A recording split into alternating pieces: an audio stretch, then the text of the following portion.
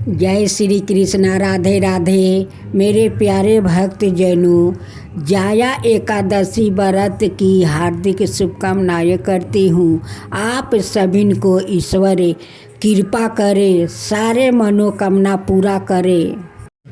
जो भक्त जन जाया एकादशी व्रत करते हैं, उनकी कथा सुनते हैं, उनकी पति और पुत्रा का लंबी आयु मिलता है। जाया एकादशी की व्रत कथा। जाया एकादशी की सभी को हार्दिक शुभकामनाएं करती हूँ। ईश्वर आप सभी को इच्छा पूरा करे, सारे मनोकामनाएं पूरा करे। पूजन विधि विधान। यह व्रत माघ मास के शुक्ल पक्ष की एकादशी को रखा जाता है। इस दिन का व्रत शुद्ध मन से करने का विधान है।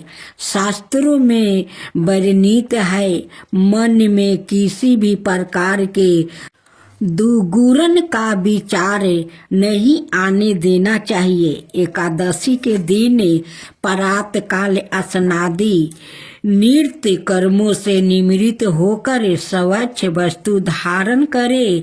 फिर भगवान श्री कृष्ण का विशेष पूजन रोली, चंदन, अक्षत, जल, पुष्पा, सुगंध, नैवेद्य आदि से षोडशोपचार विधि द्वारा विधिवत पूजन करे। श्री कृष्ण की स्तुति करे।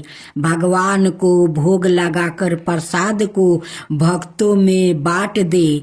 उपवास में केवल एक वक्त फलाहार करे। अन्न के सेवन से परहेज करे। दूसरे दिन व्रत का पारण करे। अब सुने जाया एकादशी व्रत कथा। धर्मराज युधिष्ठिर बोले, हे भगवान, आपने माघ के कृष्ण पक्ष की षठतिला एकादशी का अत्यंत सुंदर वर्णन किया है। आप सवेदज, अंदज, उद्बीज और जारा युज चारों प्रकार के जीवों के उत्पन्न, पालन और नाशक करने वाले हैं। अब आप कृपा करके माघ शुक्ल पक्ष एकादशी का वर्णन कीजिए। इसका क्या नाम है, इसका व्रत की क्या विधि है और इसमें कौन से देवता का पूजन किया जाता है। श्री कृष्णा जी कहने लगे, हे राजन, इस एकादशी का नाम जाया एकादशी है। इसका व्रत करने से मनुष्य ब्रह्म हत्यादि पापों से छूटकर मोक्ष को प्राप्ति होता है और इसके प्रभाव से भूत पिशाच आदि योनियों से मुक्त हो जाता है। इस व्रत को विधि पूर्वक करना चाहिए। अब मैं तुमसे पद्म पुराण में वर्णित इसकी महिमा की एक कथा कहता हूँ। देवराज इंद्र स्वर्ग में राज करते थे और अन्य सब देवगणों सुख पूर्वक स्वर्ग में रहते थे। एक समय इंद्र अपनी इच्छा अनुसार नंदन वन में अप्सराओं के साथ विहार कर रहे थे और गंधर्व गान कर रहे थे। उन गंधर्वों में प्रसिद्ध पुष्पादंत और उसकी कन्या पुष्पावती और चित्रसेन और उसकी स्त्री मालिनी भी थी। मालिनी का पुत्र पुष्पावन और उसका पुत्र मलयावन भी उपस्थित थे। पुष्पावती गंधर्व कन्या मलयावन को देखकर उस पर मोहित हो गई और मलयावन पर काम बाण चलाने लगी। उसने अपने रूप, लावण्य और हावन भाव से मलयावन को वश में कर लिया। हे राजन, पुष्पावती भी अत्यंत सुंदरी थी। अब वो इंद्र को प्रसन्न करने के लिए गान करने लगी, परंतु परस्पर मोहित हो जाने के कारण उनका चित्त भ्रमित हो गया था। इनके ठीक प्रकार ना गाने और ताल सवार ठीक ना होने से इंद्र इनके प्रेम को समझ गया और उन्होंने इसमें अपना अपमान समझकर उनको श्राप दे दिया। इंद्र ने कहा कि मूर्ख, तुमने मेरी आज्ञा का उल्लंघन किया है, इसलिए तुम्हें धिक्कारा है। अब तुम दोनों स्त्री पुरुष के रूप में मृत्यु लोक में जाकर पिशाच रूप धारण करो और अपने किए का फल भोगो। इंद्र का ऐसा श्राप सुनकर वो अत्यंत दुखी हुई और हिमालय पर्वत पर दुख पूर्वक अपना जीवन व्यतीत करने लगे। उन्हें गंध, रस और स्पर्श आदि का कुछ भी ज्ञान नहीं था। वहाँ उनको महान दुख मिल रहे थे। उन्हें एक क्षण के लिए भी निद्रा नहीं आती। हिमालय पर्वत पर अत्यंत शीत के कारण उनके लोमंच खड़े रहते हैं और दांत मारे शीत के बजते रहते। एक दिन पिशाच ने अपनी स्त्री से कहा कि पिछले जन्म में हमने ऐसा कौन से पाप किया था जिससे हमको यह दुखदायी पिशाच योनि प्राप्ति हुई। इस पिशाच योनि से तो नरक के दुख सहना ही उत्तम है। अतः हमें अब किसी प्रकार का पाप नहीं करना चाहिए। इस प्रकार विचार करते हुए वो अपने दिन व्यतीत कर रहे थे। दय योग से तभी माघ मास में शुक्ल पक्ष की जाया नाम का एकादशी आई। उस दिन उन्होंने कुछ भी भोजन नहीं किया और ना कोई पाप कर्म ही किया, केवल फल फूल खा कर ही दिन व्यतीत किया और साया समय महान दुख से पीपल के वृक्ष के नीचे बैठ गया। उस समय सूर्य भगवान अस्त हो रहे थे। उस रात को अत्यंत ठंड थी। इस कारण वो दोनों शीत के मारे अति दुखित होकर मृत्यु के समान आपस में चिपटे हुए पड़े रहे। उस रात्रि उनको निद्रा भी नहीं आई। हे राजन, जाया एकादशी के उपवास और रात्रि के जागरण से दूसरे दिन पराभात होते ही उनकी पिशाच योनि छूट गई। अत्यंत सुंदर गंधर्व और अप्सरा की देह धारण कर सुंदर वस्तु आभूषण से अलंकृत हो उन्होंने स्वर्ग लोक को प्रस्थान किया। उस समय आकाश में देवता और गंधर्व उनकी स्तुति करते हुए पुष्प वर्षा करने लगा। स्वर्ग लोक में जाकर उन दोनों ने देवराज इंद्र को प्रणाम किया। इंद्र उनको पहले रूप में देखकर अत्यंत आश्चर्यचकित हुआ और पूछने लगा कि तुमने अपनी पिशाच योनि से किस प्रकार छुटकारा पाया, सो सब बतलाओ। मलयावन ने बोला, हे देव इंद्र, भगवान विष्णु की कृपा और जाया एकादशी के व्रत के प्रभाव से ही हमारी पिचास देह छूटी है। तब इंद्र ने कहा, हे मलयावन, भगवान की कृपा और एकादशी के व्रत करने से न केवल तुम्हारी पिचास योनि छूट गई, वरन हम लोग के भी बंदिनिया हो गए, क्योंकि विष्णु और शिव के भक्त हम लोग के बंधनिया है। अत आप धन है। अब आप पुष्पावती के साथ जाकर विहार करो।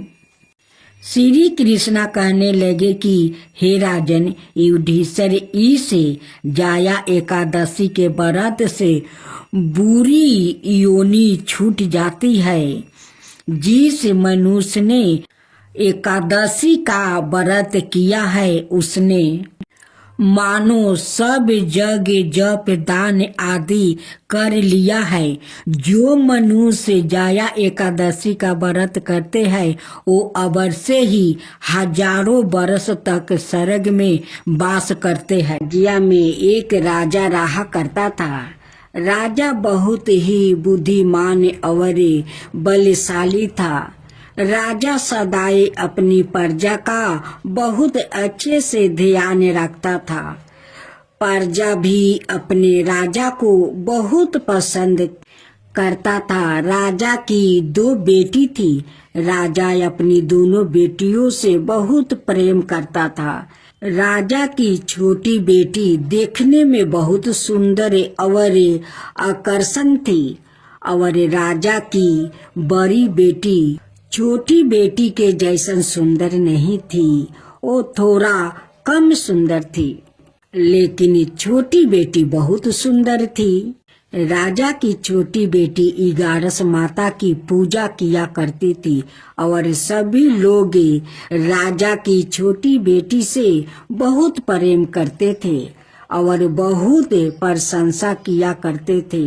राजा भी अपनी छोटी बेटी को बड़ी बेटी से अधिक प्रेम करता था, जिस कारण राजा की बड़ी बेटी को अपनी छोटी बहन से बहुत नफरत होने लगी। राजा की दोनों बेटी जब बड़ी हो गई तब एक पड़ोस राजा में रहने वाला राजकुमार राजा की बड़ी बेटी के लिए रिश्ता लेकर आया। लेकिन जैसे ही उस राजकुमार की नजर राजा की छोटी बेटी पर पड़ी तो वो राजकुमार राजा की छोटी बेटी पर आकर्षण हो गया और उसे पहली नजर में प्रेम कर बैठा। उस राजकुमार ने राजा की बड़ी बेटी के साथ विवाह करने से मना कर दिया और उसने राजा से कहा कि मैं आपकी छोटी बेटी से विवाह करना चाहता हूँ। जिसके बाद राजा की बड़ी बेटी यह देखकर अपनी छोटी बहन से बहुत क्रोधित हो गई और राजा की बड़ी बेटी ने अपनी छोटी बहन को अपना सबसे बड़ा दुश्मन मान लिया। राजा की बड़ी बेटी ने अपनी छोटी बहन से बदला लेने का निर्णय लिया, जिसके लिए उसने अपनी छोटी बहन को जान से मारने का प्रयत्न बनाया। राजा की बड़ी बेटी ने अपनी छोटी बहन को मारने के लिए सबसे पहले एक लड्डू में जहर मिलाकर अपनी छोटी बहन को दे दिया और उसको लड्डू खाने के लिए कहा। लेकिन लड्डू खाने के बाद भी छोटी बहन को कुछ नहीं हुआ। बड़ी बहन यह देखकर बहुत आश्चर्यचकित हो गई, लेकिन बड़ी बहन ने हार नहीं मानी और उसने जब रात में छोटी बहन अपने कमरे में सो रही थी तब एक मटके में सांप रखकर उसे कमरे में छोड़ दिया, लेकिन सांप भी छोटी बहन का कुछ नहीं कर पाया। जिसके बाद बड़ी बहन ने अपनी छोटी बहन से कहा कि चलो हम लोग कुएं में से पानी भर कर लाते हैं। जिसके लिए वो अपनी छोटी बहन को पानी भरने के बहाने कुएं के पास ले गई और उसने अपनी छोटी बहन को कुएं में धक्का दे दिया। लेकिन छोटी बहन को तब भी कुछ नहीं हुआ, क्योंकि हर बार इगारस माता उसकी रक्षा कर रही थी और उधर बड़ी बहन अपने सारे प्रयासों के बाद असफल हो रही थी, जिससे वो बहुत क्रोधित होती जा रही थी। फिर उसने अपनी छोटी बहन के पास जाकर उससे खुद ही पूछा कि मेरी छोटी बहन, तुमको पता है भगवान ने सबकी मृत्यु के एक निश्चय समय पर लिखी हुई है और कैसे तुम्हारी मृत्यु होगी, क्या यह तुम जानती हो? तब छोटी बहन ने अपनी बड़ी बहन को बताया कि हाँ, मैं तो जानती हूँ मेरी मृत्यु कैसे होगी। छोटी बहन से यह सुनकर बड़ी बहन मन ही मन बहुत प्रसन्न होने लगी और उसने अपनी छोटी बहन से कहा कि तो मुझे अपनी मृत्यु का राज बताओ। छोटी बहन ने अपनी बड़ी बहन से कहा कि मेरी मृत्यु तो एक तोते में है, जो तोते के गले में एक हार है, उससे मेरी मृत्यु होगी। जब तक कोई भी व्याकुत तोते को मार कर वो हार अपने गले में पहनेगा तो मैं मूर्छित हो जाऊंगी, और जैसे ही उस हार को अपने गले से उतारेगा तो मैं वापस से जीवित हो जाऊंगी। अपनी छोटी बहन की मृत्यु का राज जानकर बड़ी बहन बहुत खुश हो गई और उसने अपनी छोटी बहन को मारने के लिए उसके पालतू तोते को ढूंढना शुरू कर दिया और छोटी बहन को इस बात का आभास हो गया था कि कोई उसकी जान लेना चाहता है, जिसके लिए वो अपने पिताजी के पास गई और उसने अपने पिताजी से कहा कि पिताजी, मेरी मृत्यु के बाद आप मुझे जलाइएगा मत, बल्कि आप मुझे अपनी पुरानी वाली हवेली में एक पलंग में लेटा कर छोड़ दीजिएगा। अपनी छोटी लड़की की यह बात सुनकर राजा बहुत आश्चर्यचकित हो गया। राजा ने अपनी छोटी बेटी से पूछा, बेटी, तुम यह क्या कह रही हो? तब राजा की छोटी बेटी ने बताया, पिताजी, समय किसी के लिए नहीं रोका है, कब क्या हो जाए किसी को कुछ पता नहीं है। और फिर राजा ने अपनी छोटी बेटी से कहा कि तुम ऐसी बातें क्यों कर रही हो?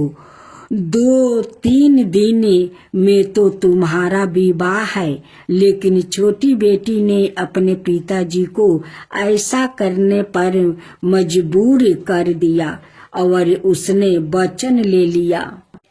राजा ने भी अपनी छोटी बेटी की बात स्वीकार कर ली और 2-3 दिनों के बाद जब शादी का समय आया तब राजकुमार बारात लेकर राजा के घर आया और राजकुमार और राजा की छोटी बेटी का विवाह शुरू हो गया। जैसे ही राजा की छोटी बेटी राजकुमार के साथ फेरे लेना शुरू करती है तो उसकी बड़ी बहन अपनी छोटी बहन के कमरे में जाकर उसके तोते को पकड़ लेती है और उसको जान से मार देती है। तोते की गले में जो हार था उसको अपने गले में धारण कर लेती है। जैसे ही बड़ी बहन उस हार को अपने गले में धारण करती है तो उधर छोटी बहन 3.5 ही फेरे ले पाती है और वही पर बेहोश होकर गिर जाती है। जिसके बाद राजा ने बड़े बड़े दर्द हाकिमों को बुलवाया और अपनी छोटी बेटी का इलाज करने के लिए कहा।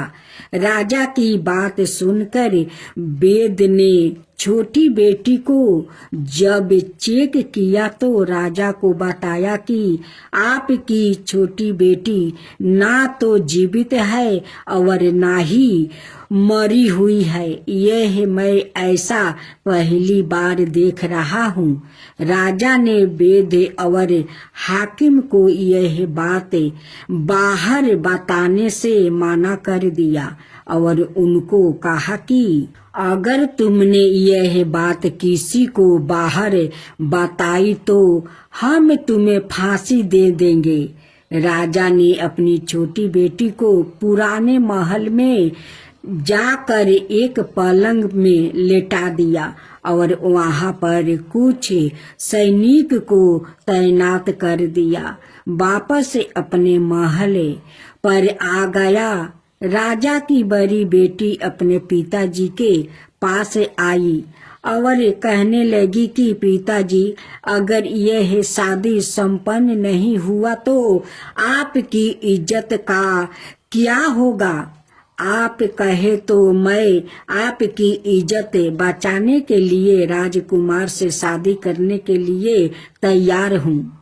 जिसके बाद राजा ने अपनी बड़ी बेटी की बात मान लिया और राजा ने बड़ी बेटी को छोटी बेटी की कपड़े पहना कर मंडल पर भेज दिया। लेकिन राजकुमार यह जान गया कि यह राजा की छोटी बेटी नहीं है बल्कि यह राजा की बड़ी बेटी है। लेकिन जब राजकुमार ने शादी करने से मना किया तो सभी लोग ने राजकुमार को विवश करके राजा की बड़ी बेटी से बचे हुए फेरों को संपन्न करवा दिया और विवाह करवा दिया। जिसके बाद राजकुमार राजा की बड़ी बेटी को अपने महल ले गया। राजकुमार राजा की बड़ी बेटी से ना तो बात करता था और न ही उसको पसंद करता था और ना ही उसके आसपास भटकता था। और राजकुमार ने यह फैसला लिया था कि वो अपनी प्रेमिका को ढूंढ कर रहेगा और यह जान कर रहेगा कि उसके साथ हुआ क्या है। एक दिन राजकुमार अपने घोड़े पर सवार होकर राजा के पुराने महल के पास पहुंच गया, जहां पर उसने कुछ सैनिकों को देखा। महल के पास पहुंचकर राजकुमार ने जब महल को ध्यान से देखा तो वो समझ गया कि यह तो हमारे ससुर जी का महल है। तब राजकुमार ने सैनिकों से पूछा, तुम लोग यहाँ क्या कर रहे हो और इस महल के अंदर उस पलंग में कौन लेटा है? जिसके बाद सैनिकों ने बताया कि यहाँ पर राजा की छोटी बेटी लेटी है। यह सुनकर राजकुमार बहुत प्रसन्न हो गया और वो तुरंत अपनी प्रेमिका के पास पहुंच गया और उसकी सेवा करने लगा। जैसे ही रात हुई तो राजा की छोटी बेटी उठकर खड़ी हो गई। राजकुमार यह देखकर बहुत खुश हो गया और उसने अपनी प्रेमिका से पूछा कि तुम यहाँ क्या कर रही हो? तुम मेरे साथ मेरे घर चलो। राजा की छोटी बेटी ने राजकुमार को सारी बातें बता दिया कि मेरी जान एक तोते में बसी थी और मैंने यह बात सिर्फ अपनी बड़ी बहन को बताया है और मुझे पता है कि उसने ही मुझे मारने का प्रयास किया है। उसके पास एक हार है जिसको वो सुबह पहन लेती है और रात को उतार देती है। जब तक वो हार को पहने रहती है तब तक मैं मूर्छित रहती हूँ और जैसे ही वो हार को उतार देती है तो मैं जीवित हो जाती हूँ। और जब तक मेरी बड़ी बहन के पास वो हार है तब तक मैं ऐसा ही जीवित और मूर्छित होती रहूंगी। अगर मेरी बड़ी बहन के पास जो हार वो मेरे हाथ में लाया जाए तो मैं हमेशा के लिए जीवित हो जाऊंगी। राजकुमार यह बात सुनकर राजा की छोटी बेटी के पास रहने लगा। निर्णय ले लिया और उसने अपने बचे हुए सारे फेरे उस पलंग में लेटी हुई राजा की छोटी बेटी के साथ ले लिया और अपना विवाह पूर्ण कर लिया और वहीं पर ही रहने लगा। देखते ही देखते कुछ समय में राजा की छोटी बेटी और राजकुमार की पत्नी पेट से हो गई। एक दिन राजकुमार को किसी काम से बाहर जाना पड़ा। तब छोटी बहन के पेट में बहुत तेज से दर्द होने लगा, जिसके बाद उसने इगारस माता का आहन किया। जिसके बाद वहां पर इगारस माता प्रकट हुई और उन्होंने अपनी भक्तों के दर्द को दूर किया और एक पुत्र की प्राप्ति करवाई। और वहीं पर अचानक से राजकुमार भी आ गया। राजकुमार ने इगारस माता को देखा तो वो आश्चर्यचकित हो गया और उसने तुरंत माता को प्रणाम किया। और इगारस माता ने राजकुमार से कहा कि जब तुम्हारा पुत्र 5 बरस का हो जाएगा तो तुम अपनी पत्नी का हाथ लाकर इसके गले में डाल देना। और देखते ही देखते राजकुमार और राजा की छोटी बेटी का पुत्र 5 बरस का हो जाता है। तो राजकुमार अपने बेटे से कहता है कि बेटा, मैं कुछ काम से बाहर जा रहा हूँ, तुम अपनी माता का ध्यान रखना। और वहाँ से चला जाता है। राजा को बाहर निकलते देख बड़ी बहन के सैनिक देख लेते हैं और बड़ी बहन को जाकर सारी बातें बता देते हैं। जिसके बाद बड़ी बहन अपनी छोटी बहन के पुत्र को वहां से उठवा लेती है और उसको मरवा देती है। छोटी बेटी के पुत्र के 2 टुकड़े करवा देती है। पहला टुकड़ा चौकी के पास छुपा देती है और दूसरा टुकड़ा अपनी पलंग के नीचे रख लेती है। अब इगारस माता भिखारी का रूप लेकर आती है। एक भिखारिन का रूप राख कर बड़ी बहन के पास चली जाती है। जिसके बाद वहां पर भिक्षा मांगने लगती है। बड़ी बहन अपने नौकरों से कहती है कि जाकर भिक्षा दे दो। लेकिन जैसे ही नौकर इगारस माता को भिक्षा देने के लिए आते हैं तो माता उन्हें माना कर देती है और कहती है कि मैं तुम्हारी महारानी से ही भिक्षा लूंगी। जिसके बाद बड़ी बहन सवाए ही भिक्षा देने के लिए माता के पास आती है तब माता एक बिल्ली का रूप लेकर उसके कमरे में चली जाती है और वहाँ पर छोटी बेटी के पुत्रा को दो टुकड़े को आपस में जोड़ देती है और उसे जीवित कर देती है, उसे वहाँ से ले जाती है। राजकुमार अपने बेटे को लेकर अपनी पत्नी के पास जाता है और उसे कहता है कि तुम इसका ध्यान रखना, अगर तुम इस बच्चे का अच्छे से ध्यान रखोगी तो मैं तुमसे बहुत प्यार करूँगा। एक दिन राजकुमार अपने बच्चे से कहता है कि तुम मम्मी से उनके गले का हार मांग लो। जिसके बाद राजकुमार का लड़का अपनी मम्मी के पास जाता है और कहता है कि मम्मी, मुझे तुम्हारा हार चाहिए जो तुमने गले में पहन रखा है।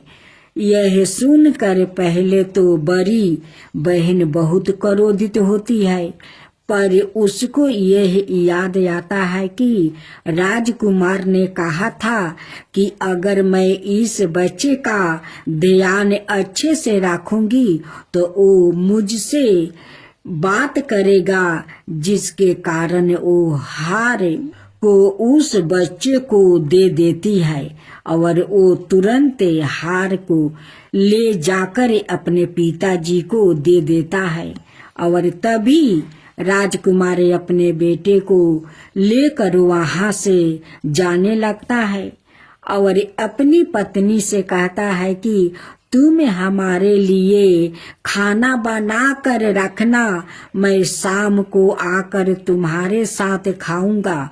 और वो अपने बेटे को लेकर वहाँ से चला जाता है, जिसके बाद वो राजा के पास जाता है और उनको सारी बातें बता देता है।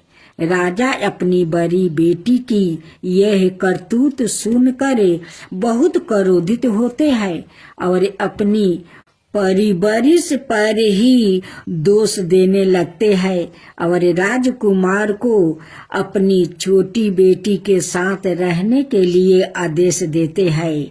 दोस्तों, उम्मीद करते हैं आपको यह कहानी बहुत पसंद आई होगी। अब आप सुनेंगे माँ तुलसी की कथा। पौराणिक कथाओं के आधार पर तुलसी कौन है और उन्हें पूजना क्यों जरूरी है, जानने के लिए इस कहानी को जानना होगा। माँ तुलसी का नाम बिंदा था। बिंदा का जन्म राक्षस कुल में हुआ था। राक्षस कुल में जन्म लेने के बावजूद भी बिंदा भगवान श्री विष्णु जी की परम भक्त थी और सदाए बड़े मन से उनकी पूजा अर्चना करती थी। बिंदा जब विवाह लायक हुई तो उनकी शादी राक्षस कुल के दानव राज जलंधर से कर दी गई। यह कहा जाता है कि जलंधर ने समुंदर से जन्म लिया था। विवाह के बाद बिंदा बड़ी ही पतिव्रता से अपने पति की सेवा किया करती थी। जब देवताओं और दानवों में युद्ध छिड़ा, युद्ध पर जाते हुए बिंदा ने अपने पति जलंधर से कहा कि स्वामी, आप तो युद्ध पर जा रहे हैं, लेकिन जब तक आप जीत हासिल करे वापस नहीं आ जाते तब तक मैं आपके लिए पूजा करती रहूंगी और अपना संकल्प नहीं छोड़ूंगी। जलंधर तो युद्ध में चले गए और बिंदा व्रत का संकल्प लेकर पूजा में बैठ गई। बिंदा के व्रत का प्रभाव इतना था कि देवता जलंधर से जीतने में नाकाम हो रहे थे। जब देवता हारने लगा तो सभी ने भगवान विष्णु से प्रार्थना की कि किसी भी तरह वो देवताओं को युद्ध जीतने में मदद करे। भगवान विष्णु बड़े ही असमंजस स्थिति में थे। वो सोच रहे थे कि बिंदा को कैसे रोका जाए, जबकि वो उनकी परम भक्त थी। बड़े ही सोचने के बाद श्री विष्णु जी ने बिंदा के साथ छल करने का निर्णय ही ले लिया। व्रत पूजा को तोड़ने के लिए उन्होंने बिंदा के पति जलंधर का रूप धारण किया और बिंदा के महल में जा पहुँचे। बिंदा ने जैसे ही अपने पति जलंधर को देखा तो उनके चरणों छूने के उद्देश्य से पूजा से उठ पड़ी, जिससे बिंदा का संकल्प टूट गया। बिंदा का व्रत संकल्प टूटते ही देवताओं ने दानव जलंधर का सिर धड़ से अलग करके उसे मार दिया गया। भगवान विष्णु के छल का पाता जब बिंदा को गाता हुआ तो पहले तो वो जलंधर का काटा हुआ सिर लेकर खूब रोई और सती होने के पहले विष्णु जी को पत्थर बन जाने का श्राप दिया। विष्णु जी पत्थर बन भी गया, लेकिन इस बात से सभी देवता देवियों और लक्ष्मी जी खूब रोने लगी। सभी ने मिलकर बिंदा से खूब मिनती की कि वो विष्णु जी को श्राप से मुक्ति कर दे। आखिरकार बिंदा मानी गई। भगवान विष्णु फिर से अपना अवतार में आए। विष्णु जी ने देखा कि बिंदा जिस जगह सती हुई उस जगह एक पौधा खिला हुआ है। बिंदा से किए गए छल का प्रायश्चित करते हुए विष्णु जी ने खिले हुए पौधों को तुलसी का नाम दिया और यह ऐलान किया कि आज से इनका नाम तुलसी है और मेरा एक रूप इस पत्थर के रूप में रहेगा, जिसे शालिग्राम के नाम से तुलसी जी के साथ ही पूजा जाएगा। और तुलसी जी की पूजा के बगैर मैं कोई भी भोग स्वीकार नहीं करूँगा। तब से तुलसी जी की पूजा सभी करने लगे। तुलसी जी के साथ शालिग्राम जी का विवाह किया जाता है। एकादशी के दिन इसे तुलसी विवाह पर्व के रूप में मनाया जाता है। तुलसी बड़ी पवित्र और बड़े काम की चीज है। चरण मृत के साथ तुलसी को मिलाकर प्रसाद के रूप में ग्रहण किया जाता है। हिंदू धर्म में सभी अपने दरवाजे यह आंगन में तुलसी का पौधा लगाते हैं। शरीर के कई विरोगों के लिए भी यह फायदेमंद है। जो पवित्र है हमारे लिए संपीड़ित है उसे हम माँ कहते हैं, इसलिए उन्हें माँ तुलसी कहते हैं। अब आप सुने बटुल भगवान की कथा। बटुल भगवान के बहुत बड़े भक्त हुए हैं। उनका ध्यान सादा बटुल भगवान के दर्शन भजन और कीर्तन में ही लगा रहता था। सांसारिक कार्यों में उनका जरा भी मन नहीं लगता था। वो एकादशी व्रत के प्रति पूर्ण निष्ठावान थे। वो उस दिन जल भी नहीं पीते थे। एकादशी की संपूर्ण रात्रि को हरि नाम में कीर्तन करते थे। एकादशी को वो ना अन्न खाते और ना किसी को खिलाते। एक दिन एकादशी की रात्रि को वो हरि नाम में कीर्तन कर रहे थे।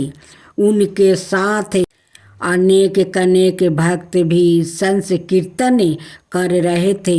अचानक एक छीनकाए हड्डियों का ढांचा मात्रा एक वृद्ध ब्राह्मण उनके द्वार पर आया और बोला, मैं अत्यंत भूखा हूँ, मुझे भोजन कराओ, अनाथ मैं भूख के मारे मर जाऊंगा। श्री नामदेव जी बोले, मैं एकादशी को ना अन्न खाता हूँ और ना अन्न किसी और को खिलाता हूँ। अत ब्राह्मण देवता प्रातः काल सूर्योदय का इंतजार करो, व्रत का पारण करे, आपको भर पेट भोजन कराऊंगा। ब्राह्मण बोला, मुझे तो अभी ही भोजन चाहिए, मैं 120 बरस का बूढ़ा हूँ। एकादशी व्रत 8 बरस से लेकर 80 बरस तक के लोगों के लिए है। मैं भूख से मर जाऊंगा और तुमको ब्रह्म हत्या का पाप लगेगा। श्री नामदेव जी ने कहा, ब्राह्मण देवता, चाहे कुछ भी हो जाए, मैं आपको भोजन नहीं करा सकता। कृपया आप सुबह तक प्रतीक्षा करें। श्री नामदेव जी के ऐसे व्यवहार के प्रति अनाए ग्रामवासियों ने नामदेव जी को निष्ठुर कहा और ब्राह्मण को भोजन देना चाहा, परंतु ब्राह्मण ने भोजन लेने से इनकार कर दिया और कहा, यदि मैं भोजन ग्रहण करूँगा तो सिर्फ और सिर्फ नामदेव से ही करूँगा। श्री नामदेव जी ने जब ब्राह्मण को भोजन ना दिया तो कुछ ही समय में उसके प्राण निकल जाएगा। वहाँ उपस्थित सभी लोग श्री नामदेव जी के प्रति अपशप कहने लगे और उन्हें हत्यारा कह कर संबोधित करने लगा। श्री नामदेव जी कुछ न बोले, पूर्वत बटुल भगवान के भजन और कीर्तन में ही लगे रहे और एक पल के लिए उठे और मृत्यु के शरीर को ढक कर रख दिया। वो मृत्यु देह के समक्ष नाम कीर्तन करते रहे। प्रातःकाल श्री नामदेव जी ने व्रत पारण किया और एक चिता बनाई, सवाए उस ब्राह्मण के पाथरी शरीर को अपनी गोद में लेकर चिता पर बैठ गया। चिता को प्रज्वलित किया गया। जब आग की लपेट श्री नामदेव जी तक पहुँचने ही वाली थी तो अचानक वो ब्राह्मण उठा और श्री नामदेव जी को उठाकर चिता से बाहर कूद पड़ा। जब तक नामदेव जी कुछ समझ पाते वो बूढ़ा अंतर्ध्यान हो गया। सवाए बटुल भगवान ही उनकी परीक्षा लेने आए थे। इस घटना को देखकर सब आश्चर्यचकित हो गया और श्री नामदेव जी की जयकारा करने लगा। धन्य है श्री नामदेव जी। चिता में प्रयाग का प्रकाश ज्ञान का दीपक जले तभी ठाकुर जी का निराकरण स्वरूप दिखाई देता है। भगवत श्रवण से चित्त रूपी दीपक जलाने का प्रयास मानव को करना चाहिए। मानव को अज्ञानता से लड़ना चाहिए, मगर आलोचन और अज्ञानता पर चर्चा करके अपना समय बर्बाद नहीं करना चाहिए।